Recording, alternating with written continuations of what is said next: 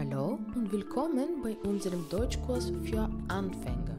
Здравейте и добре дошли на нашия курс по немски език за начинаещи. Аз се казвам Веселина Янкова и съм учителка по немски език в учебен център Инфо България. В днешния урок ще ви представя образуването на двуцифрените, трицифрените и четирицифрените числа. В урок 2 ви представих числата от 0 до 20. Днес ще ви представя и останалите числа. При тях е важно да запомните, че те завършват на цих, цет и ге. Като единственото изключение, което ще срещнем, е при числото 30. То завършва на сих, СЦ и ге. Нека да започнем броенето. 20 е 20. 30 е 30.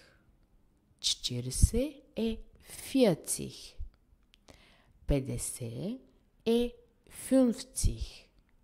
При 60 и 70 ще трябва да отрежем малко букви, за да ни звучат по-правилно. Например, 60 е 60.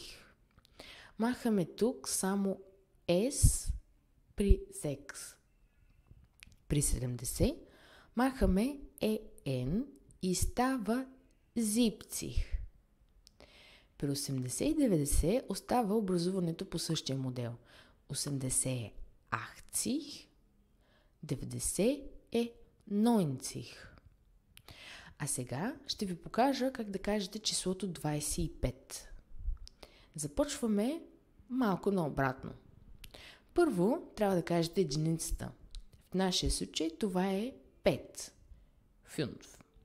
След това изговаряте десетицата, което е 20. 20. За да свържем двете числа, ще използваме съединителната думичка и. Und. И така, казваме първо 5, след това und и накрая 20. Или получаваме 5 und 20, което винаги се пише с лято. Тази формулка я използваме само при двуцифрените числа. Нека ви дам още един пример. Как ще кажете числото 89? Започваме с 9.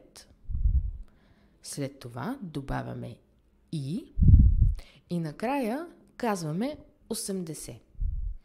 Или на немски става 9 und 80. При трицифрените и четирицифрените числа това правило не важи. Те се изговарят последователно. Но когато имате двуцифрено число, трябва да го кажете по дадената формула. Например, ако искаме да кажем числото 127. 100 на немски е 100.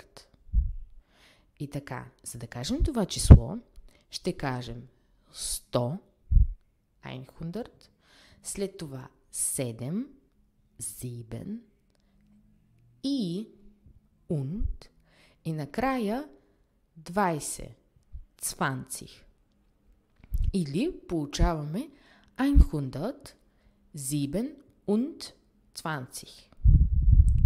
Ако искаме, например, да кажем 5127, отново ще следваме реда на числата, като двуцифрените числа ще ги казваме по нашата вече позната формула. 1000 на немски е 1000. Тук започваме с 5000. 5000. След това 100, 100, 7, 7 и und и накрая 20, 20. Или получаваме 5107 und 20, което число винаги се пише с лято. Вече знаете как да казвате двуцифрените, трицифрените и четирицифрените числа на немски език. В следващите уроци ще научите как да спрягате глаголи и още много.